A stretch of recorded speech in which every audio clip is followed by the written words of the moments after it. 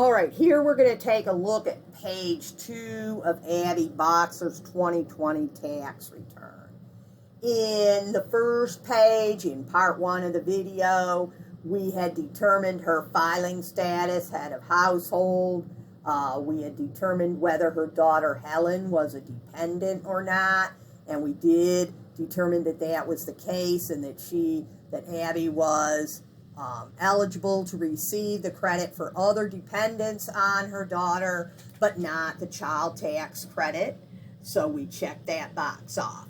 We had put her wages from box 1 of the W-2.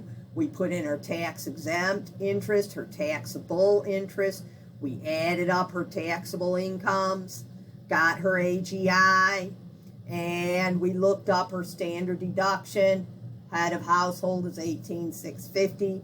We subtracted that from her AGI and got her taxable income of $41,142.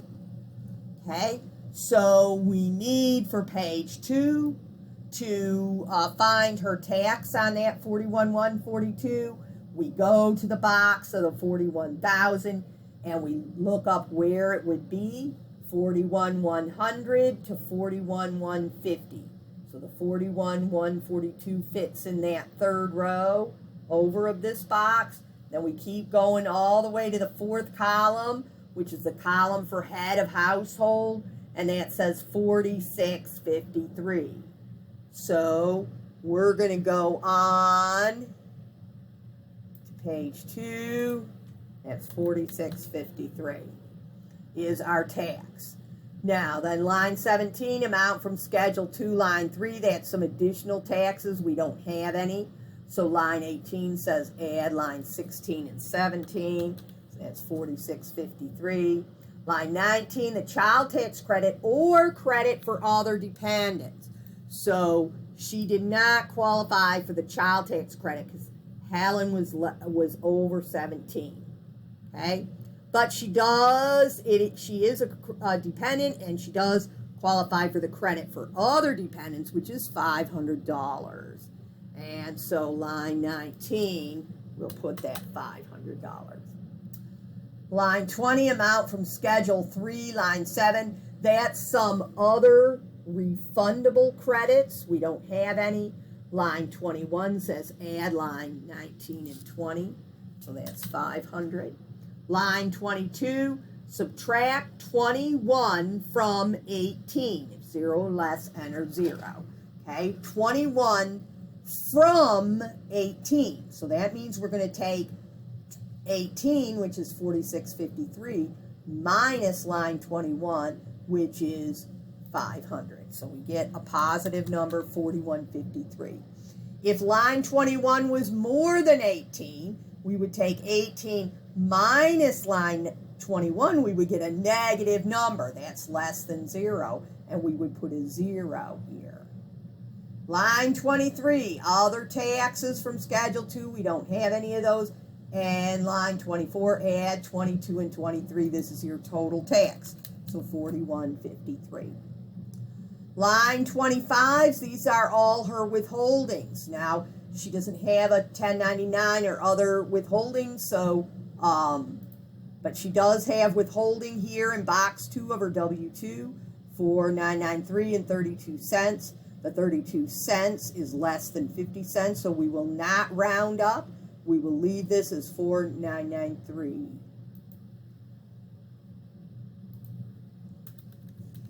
Okay, that's her withholding from Form W-2. There are no others, so the grand total of her withholdings is $4,993. Line 26 is estimated tax payments and amount applied from 2019. This will happen toward the end of the semester when we have self-employed people. They have to pay estimated tax payments and stuff. And so, but right now, Abby does not have her own business or anything, so we'll leave that blank. Lines 27 through 31 are refundable credits. Okay, the earned income credit is based on if you have a certain amount of income and depending on how many children you have. So Abby does qualify in terms of being head of household with Helen, her daughter, that lives with her and that she supports. So all of that is good. But then you also have to look at the earned income. Earned income is what you sweat for. So that's her wages. This interest is not earned income. So $59,665 is her earned income. There's only a certain maximum amount of earned income, and Abby is above that maximum amount. So she cannot get earned income credit. Okay? Additional child tax credit, she can't get that. American Opportunity Credit, a refundable portion, that is from education credits if she had been going to college, okay, but she didn't, so she doesn't get that either. Recovery rebate credit. This is where you're getting the extra that you're owed if you didn't get all of your stimulus check. So we learned in our PowerPoints that we have to look at how much Abby should have gotten and then how much she did get. And if she's owed any more, then we would put it here on line 30. So let's take a look at this. Okay, now let's start with Maria. Okay, Maria, this first one. Maria's single, okay, a single adult who claims himself. That should have gotten $1,200 in the first stimulus, and it tells us that she did get $1,200. So she's good to go on the first stimulus. The second stimulus was $600 for a single adult, and she did not receive that. So we would add $600 to Maria's line 30 for recovery rebate credit so she could get that second stimulus since it wasn't sent to her. Of course, she should first try to look on the IRS website and see if they did send it, and she just hasn't gotten it yet before she puts it on the return. All right, here's Hardy and Dora Knox. On the first stimulus, they would have got $1,200 apiece, so that would have been $2,400 for the two of them. Their son, Fort, is not a dependent, is not under 17, so they shouldn't have got anything for him. Just the $2,400 on the first one for themselves, and that's what they got. So again, they are good to go on the first one. They just haven't received the second one. The second one was $600 a piece.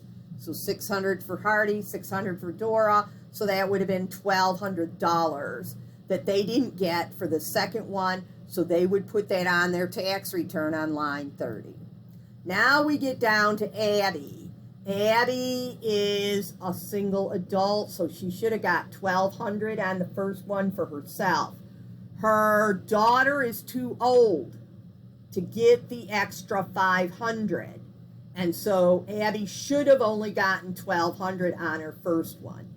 Now the IRS based what they were giving to you on that first stimulus check based on what was filed in your 2019 taxes. If Helen, the daughter, had been less than 17 in 2019's taxes, then the stimulus would have sent Abby $1,200 for herself and the $500 for Helen, even though Helen in 2020 is now 17 or older. In that case, Abby could keep that extra $500. She does not need to send it back. In this case, however, Helen is 18 during 2020. That means she was 17 in 2019. So in 2019, Helen was already too old, and Abby should not have gotten the extra $500 for her in the first stimulus. But when we take a look, she got $1,700.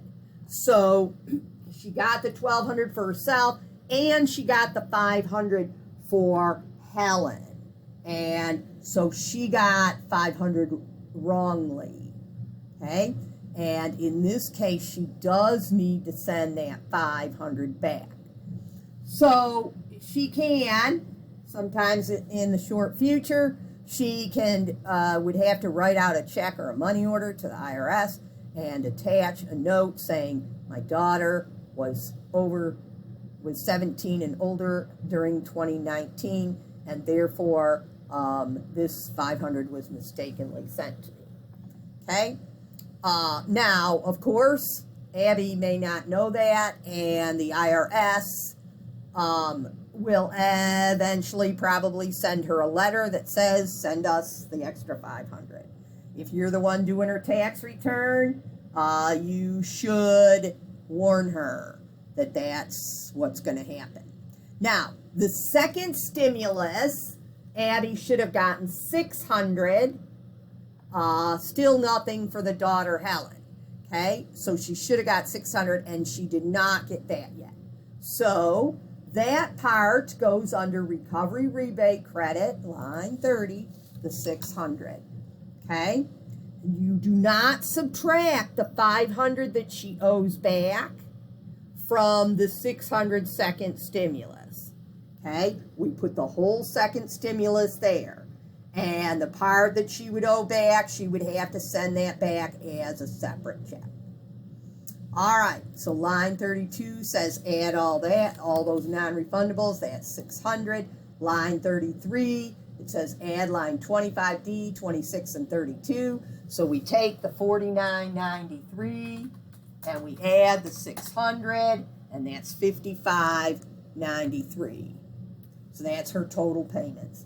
Line 34, if line 33 is more than line 34, which it is, okay, subtract 24 from 33, this is the amount you overpay. So we take the 55.93 and we subtract the 41.53 that's on line 24 for tax liability, and we get her overpayment of $14.40. Okay, line 35, amount of line 34 you want refunded to you, all of it, $14.40. Okay, and she could put in her bank account information if she wants it sent direct deposit. She'll get it much quicker and easier that way. Otherwise, this will come, who knows, months from now in a paper check.